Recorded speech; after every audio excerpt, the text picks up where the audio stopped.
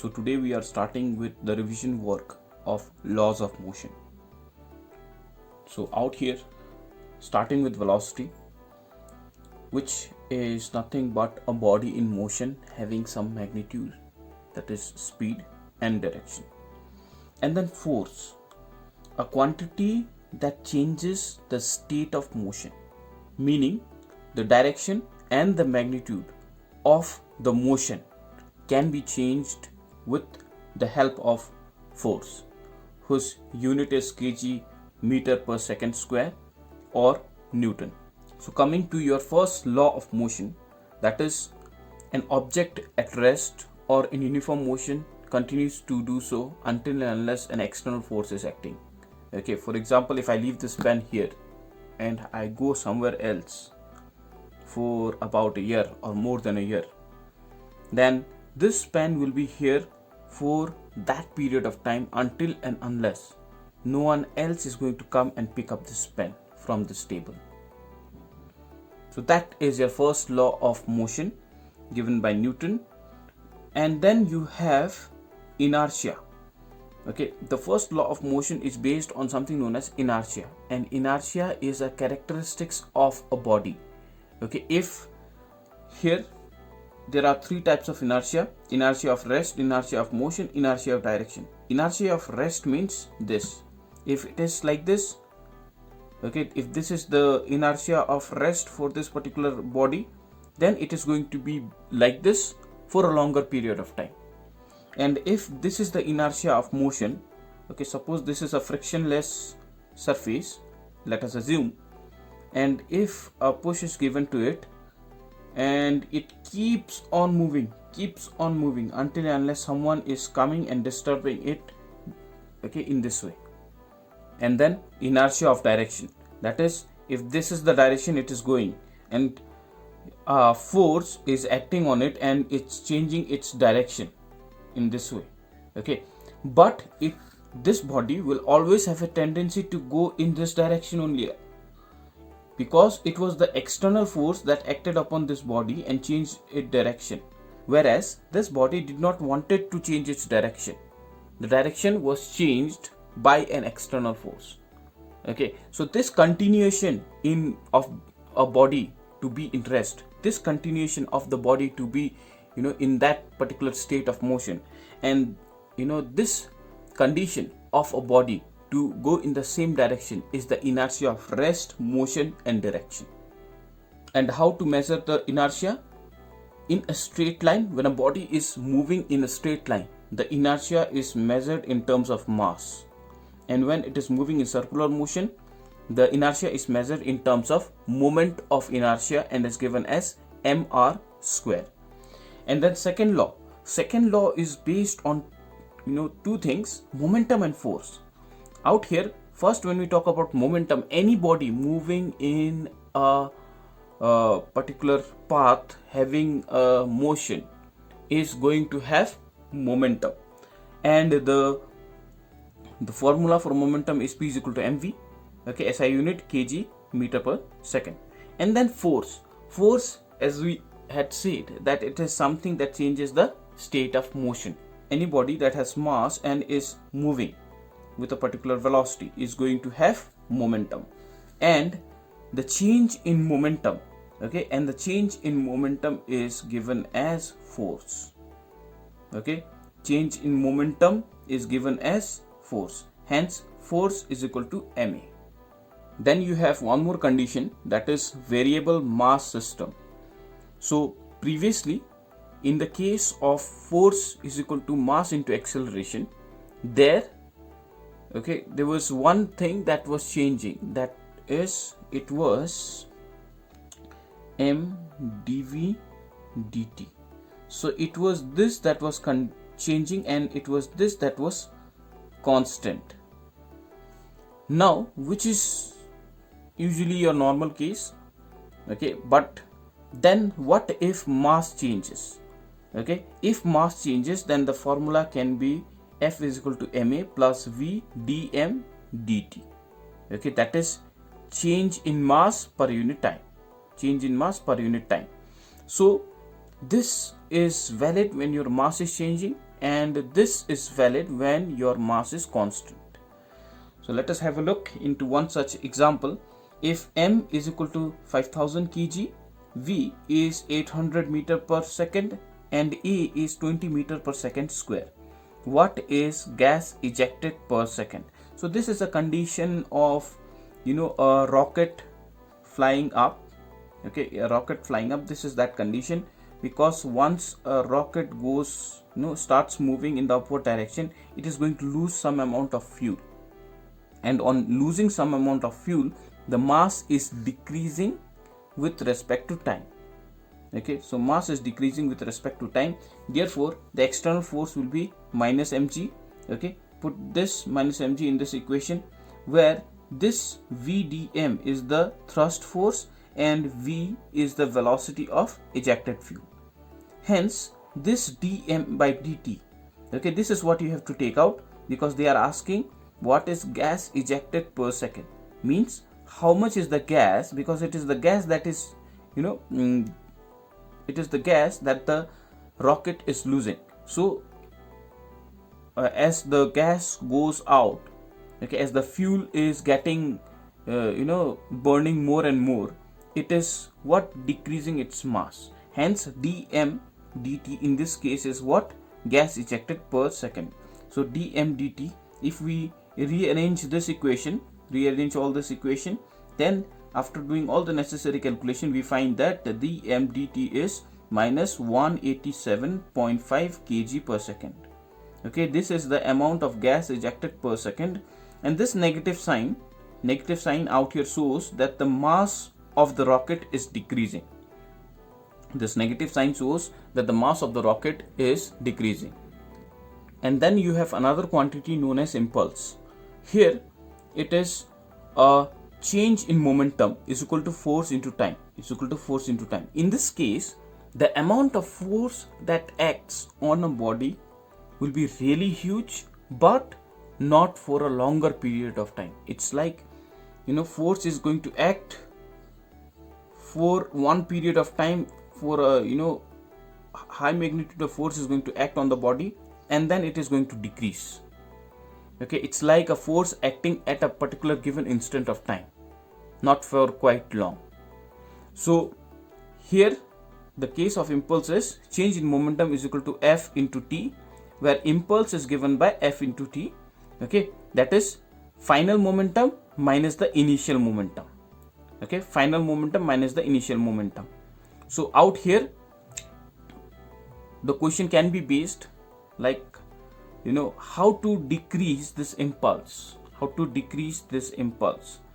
Impulse can be decreased by increasing the time for v2 to be 0. Okay, because it is going to have some amount of initial momentum.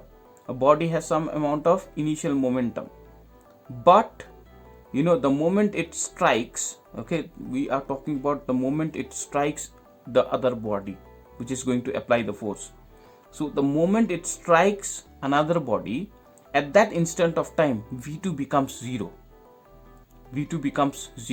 So you need to make v2 0, okay, with respect to time, that is increase the time such that this becomes 0, that is force is equal to mv2 minus mv1 divided by time. So if you average force, so if you increase this time, then you can decrease the impulse. If you increase the time, you can decrease the impulse. And then you have third law of motion, which says every action has equal and opposite reaction, okay, in a general way. Now in a precise way, if we look into this statement, it means in an interaction between two objects, the force applied by one on second is equal to the force applied by second on first, and it is exactly in opposite direction. That is, if we have two bodies like this, then the force applied by this body on this body, okay, then the force applied by this body on this body is equal and opposite to the force applied by this body on this body. Okay, I'm repeating again. the force applied by this body on this body is equal and opposite to the force applied by this body to this body. Hence F12, okay, that is the force applied on 1 due to 2, and then F21, that is the force applied on 2 by 1, okay. Hence the negative sign comes into play because they are in opposite directions. Then you have conservation of momentum, which says that the momentum before the collision and the momentum after the collision is always equal to 0, okay. That is, suppose if this is one body and this is another body, okay, it comes and collides with this body, okay, it comes and collides with this body. So out here, momentum, this was at rest, this was at rest, this was moving, okay. So now this body is applying, some amount of force to this body, okay. A momentum is being exchanged between these two bodies. So the conservation of momentum says that the momentum before the collision will be equal to the momentum after the collision.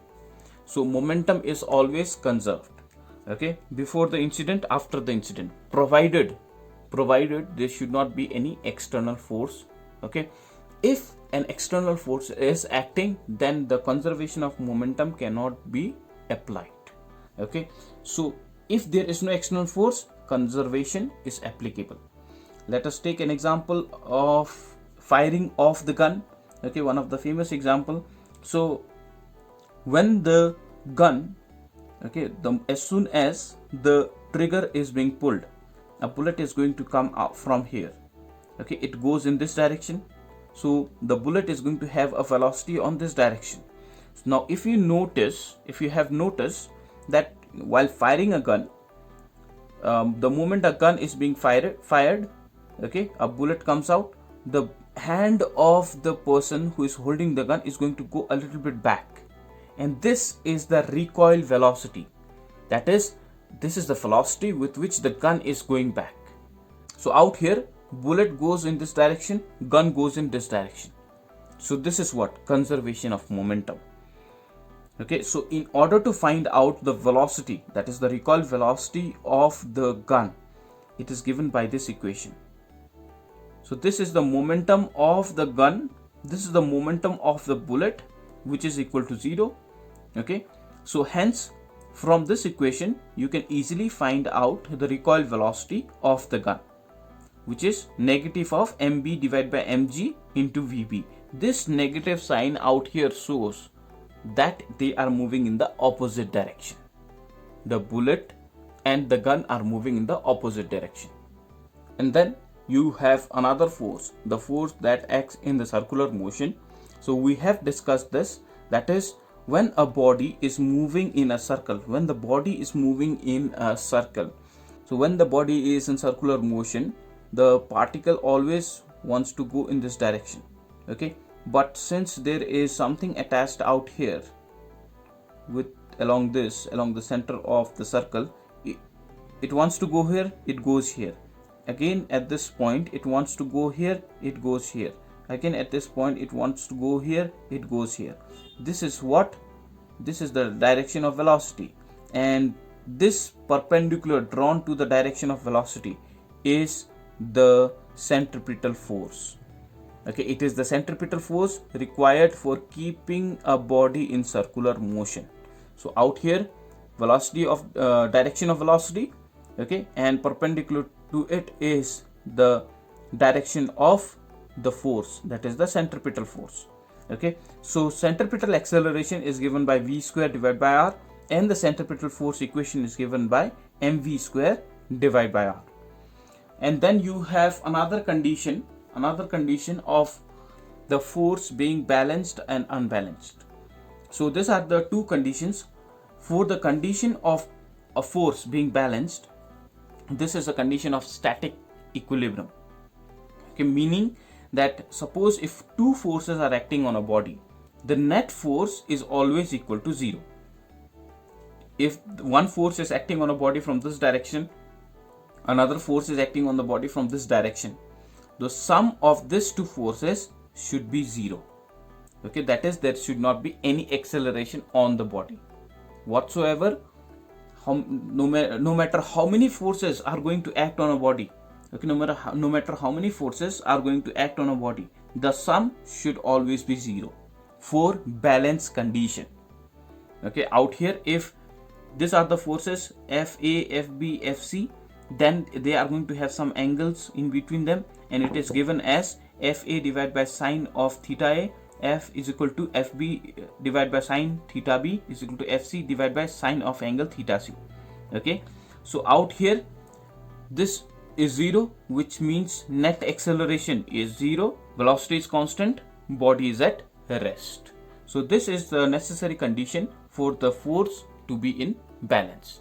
That is, in other words, the net force acting on a body has to be 0.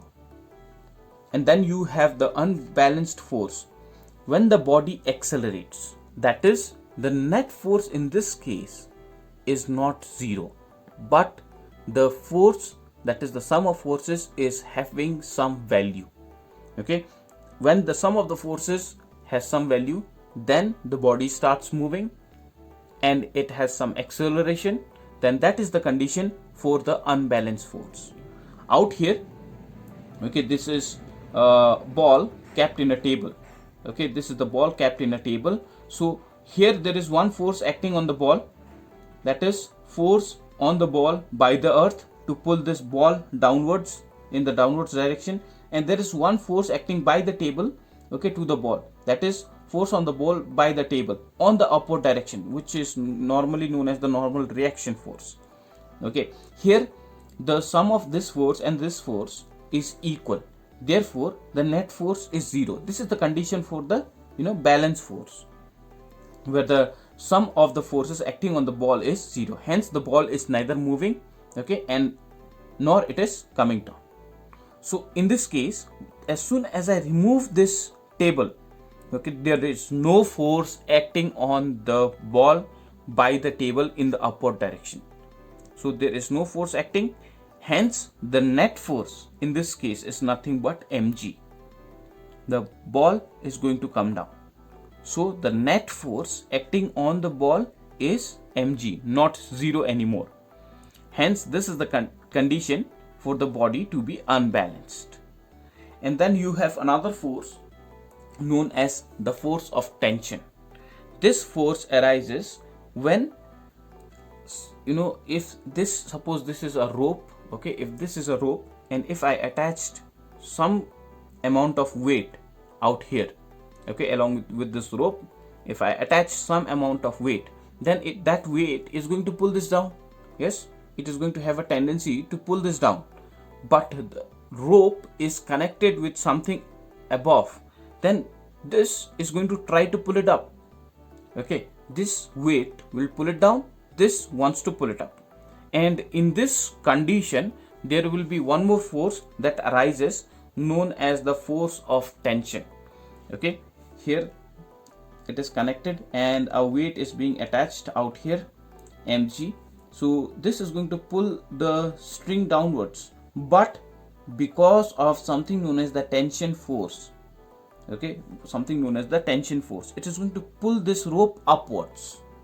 This pulls it downwards, this pulls it upwards. So when they are equal, okay, they are acting equal and opposite, and when they are balanced, therefore this body is not moving.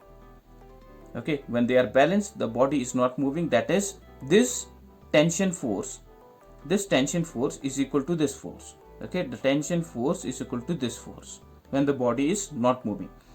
And when this tension force is less than this force, okay, less than this force, then the body starts moving. Okay, when tension is less than this force, then the body starts moving. And hence it is given as T is equal to F minus ma. Okay, the equation is given as T is equal to F minus ma. And one more thing regarding tension is that tension acts in the inward direction. Tension acts in the inward direction. For example, if a rope is being attached and if I magnify that rope, okay, something like this, and a mass is being attached out here, then at every point, this point is going to pull it down. whereas this point, because of tension, it is going to pull up. Again, this point is going to pull down. Here it is going to pull up. Again, down, up, and so on. Okay, so here the one that is acting inward is the force of tension, and the one that is acting outward is the force being applied by this mass. So tension is a type of a force that acts inward. And then you have force in a spring.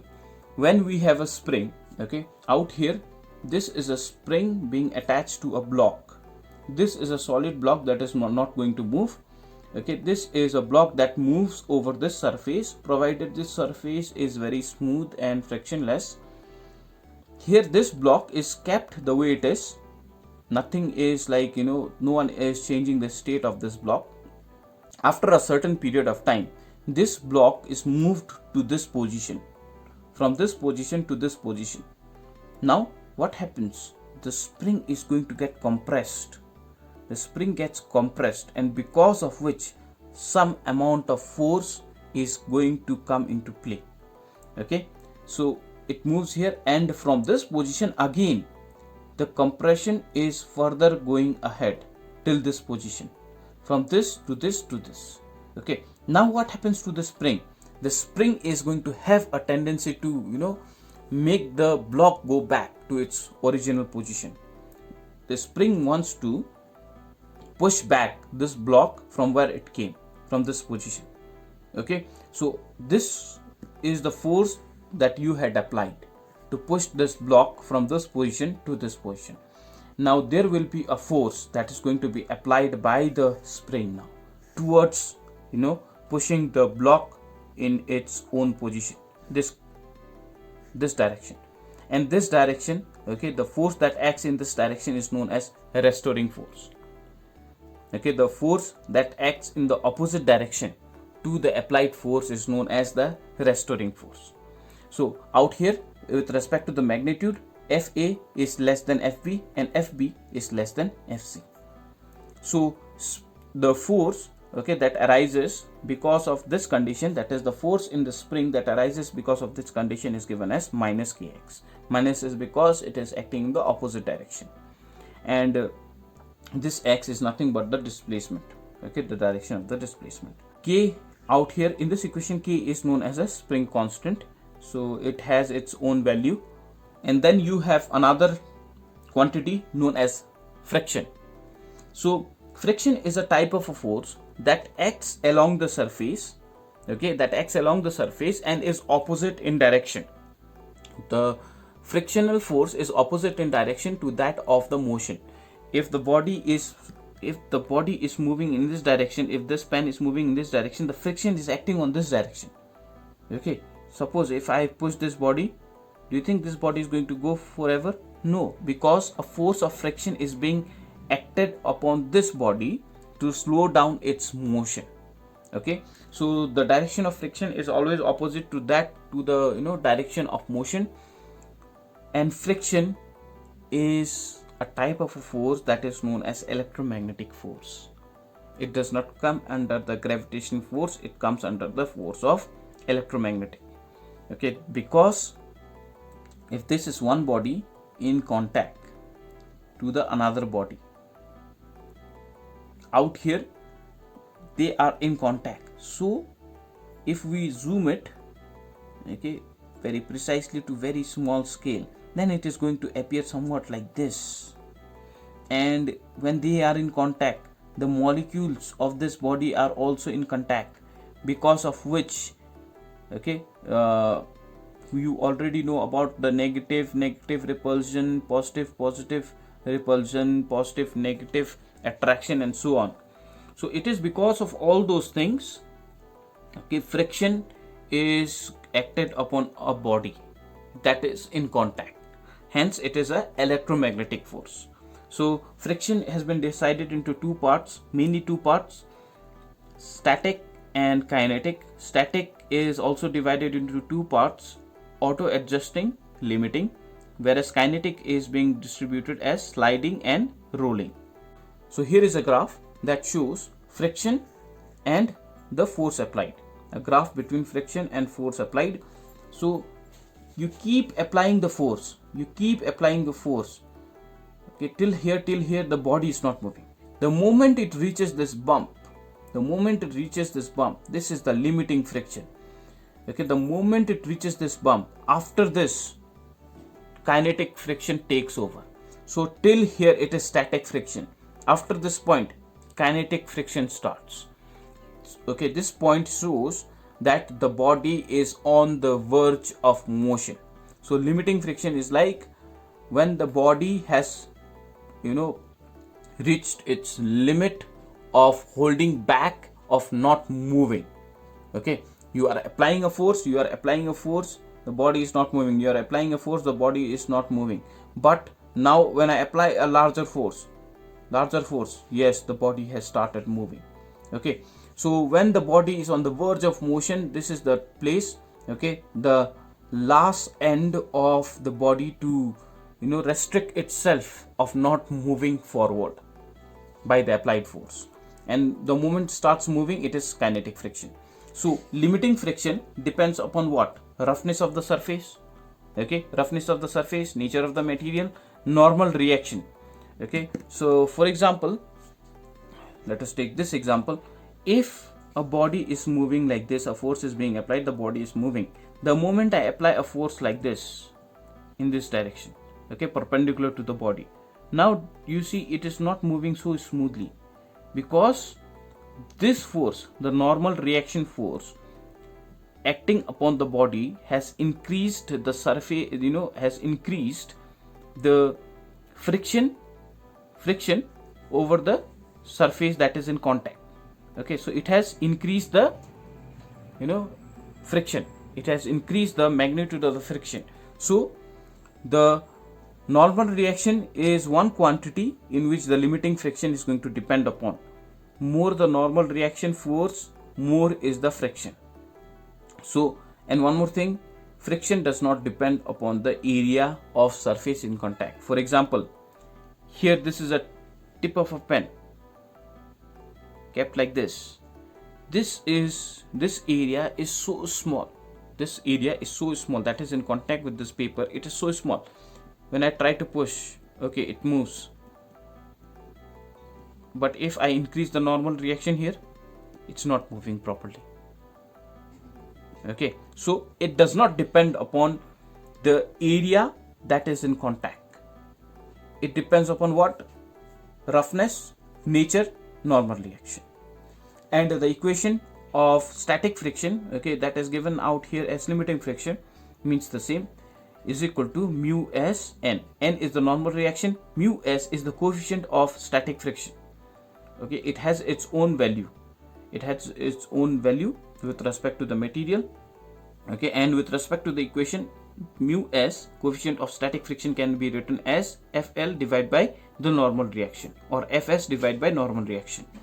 Okay, out here you see, if the normal reaction is acting like this, perpendicular to this, this area, the force, frictional force, is going to act always on the, opposite direction. And the external force is acting on this direction. It wants the body to move here, whereas friction wants to oppose the motion, and hence it acts on the opposite direction, and this is the direction of the normal reaction. So note, on the verge of motion, the applied force is equal to the limiting friction, meaning if the moment the body reaches this point where it is on the verge of motion, then when it is on the verge of motion, whatever force you have applied, 1 Newton, 2 Newton, okay, the force being applied is equal to the limiting friction. At that point, if you have applied a force of 1 Newton, okay, on the verge of motion, then the friction is also going to have a magnitude of 1 Newton. If this is 2 Newton on the verge of motion, then the frictional force is also 2 Newton. Okay, hence mu can be written as Fr divided by N. So applied force divided by the normal reaction. And then you have another quantity related to friction, that is the angle of friction. Okay, that is angle made with the resultant and the normal, okay, with respect to this. So out here, as we go on dealing with this angle of friction, okay, theta increases. If this theta increases, then friction increases. Out here, Fr is equal to N, okay, that is the normal reaction, tan of angle theta. So Fr is also what? We already know, coefficient of friction and the normal reaction. Therefore, coefficient of friction is what? The tan theta, that is tangent of theta. Therefore, coefficient of limiting friction is equal to tangent of angle of friction. And then we have angle of repose, that is, if I increase this slightly, the body is going to slide. Okay, the body is going to go through motion. So, as we had discussed, when it is on the verge of motion, the frictional force is how much? The force being applied. Therefore, Fr is what? Mg sin alpha. And the normal reaction, which is this, is what? Mg cos alpha. Fr divided by N is going to be what? Tan alpha. And mu is going to be tan alpha. So, from here, if I substitute for mu, because mu is also what? Tan theta. Therefore, alpha is going to be equal to theta, where alpha is the angle of repose, okay, and theta is the angle of friction. Therefore, in this case, the angle of repose is equal to the angle of friction. And you have another case when the body starts moving either in the downward direction or in the upward direction. So, when the body moves in the downward direction, what is the equation? And when the body moves in the upward direction, what is the equation? So out here, when we deal with this condition, okay, when the body is on the verge of motion, okay, sliding down, then this mg sin theta, which is acting on the downward direction, is going to be more than Fr. When it is moving down, then mg sin theta is going to be more comparable to this, okay, hence mg sin theta will be mu mg cos theta, okay. Therefore, tan of angle theta is more than the coefficient of friction, okay. And in this condition, if the force F, okay, if a force F is applied, then here, if a force starts acting on the body on this direction, okay, if a force is acting on this direction now, an external force is being applied like this. Now, this force will be this plus this, okay, this plus this, that is with respect to the angle of repose, it will be F plus mg sin alpha, which will be equal to mu mg cos alpha. Hence, the force required to pull down is how much? Mg inside bracket mu cos alpha plus minus sin alpha, mu cos alpha minus sin alpha. Here this is a negative sign, okay, negative sign, which shows that how easy it is to push a body downward. Okay, this negative sign shows that it is easy to push a body in the downward direction. Hence, we do not feel too much of pressure while going down. Okay, in the downward direction, we do not feel too much of pressure. But then look into the condition, force required for upward motion. Okay, force required for the body to go in the upward direction. If that is the case, then you are pushing this body, you are applying a force on the body in this direction now. Force is in this direction. Where will be friction? On the opposite direction to the applied force, the friction will be in the opposite direction. Now, what are the things that are adding up? Frictional force is adding up. Mg sin alpha is adding up. Hence, for upward motion, you see mg mu cos alpha plus sin alpha. This is a positive sign, which is that they are adding up, they are not subtracting. Okay, this shows that why it is difficult for us to go up than to come down. In case of coming down, it was negative. In case of going up, it is positive. They are adding up. So then you have another one, that is friction by wall, which is a block that is being attached to the wall, okay, and because of a force that is acting like this, okay, and you have a normal reaction force acting in this direction. So suppose the moment I leave this, the force being applied, the body will go down. Okay, the body will go down. So you have frictional force acting on this direction. Because of mg is pulling it down. Mg is pulling it down. The body has a verge of going down. Okay, it has a tendency to move down. So it has a tendency to move down. Friction is going to act in the opposite direction, hence frictional force in the opposite direction. This is the direction of the applied force, this is the direction of the normal reaction. So Fr is what? Mu r, which we already know. This r in this case is the normal reaction. And out here, how much is the normal reaction? The amount of force that you apply to the body is the same normal reaction force that is acting in the outward direction. Okay, hence the applied force is equal to the normal reaction. Therefore, frictional force in case of a body being attached to a wall, okay, being attached to a wall, because the moment I leave this body, the moment I leave the, stop applying this force on the body, then, you do not have anything to hold this body anymore with the wall. It falls down. So, the frictional force is equal to mu, coefficient of friction, is equal to the applied force. Out here, the moment I make this applied force 0, friction is also 0. The body will fall down. And then you have another type of friction, that is kinetic friction, when the body is moving. So here, the equation is the same. Fk is equal to, which is the kinetic friction, is equal to the coefficient of kinetic friction into the normal reaction. Kinetic friction has been divided into two types, sliding and rolling.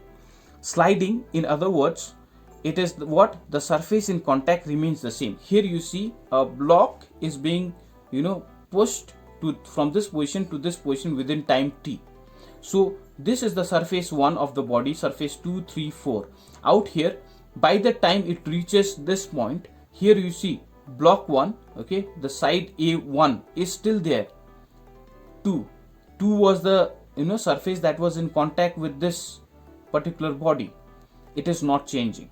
So the body is the same, that is the surface even after the sliding process, okay, even after the sliding, the surface in contact is not changing. Whereas here in the case of rolling friction, the surface in contact changes. Here it is 1, 2, 3, 4. After time t1, it is changing from 1, okay, the surface in contact before it was 2. Now it is 1. Okay, now it is 1. And then after a certain period of time, then it is 4. So the surface in contact changes in case of rolling friction. And in terms of magnitude of friction, here the frictional force in case of static is more, and then sliding, and then least is the rolling friction. So in order to decrease friction, you need to put some kind of rollers like barbelling and so on. Okay, here with respect to coefficient of friction in case of static is more than sliding and rolling. Then you have some famous examples, that is bending of a car in a plane turning. That is when a body is moving in this way, okay, a car is moving in this way and it is taking a turn in a plain road. Okay, when a body is moving and taking a turn in a plain road, not in an inclined road, okay, not in something like this. The road is not like this, but it is straight road. So when it takes a turn, then the frictional force in that case is going to be offered by the centripetal force. So when a body takes a turn, it is the friction that is going to provide you with the necessary centripetal force. Hence Fr will be equal to mv square divided by r. From this equation, Fr we already know mu, okay, and mg, mu and mg. Mg is the normal reaction. So out here from this equation, if you take out for v square, it becomes, that is the maximum velocity,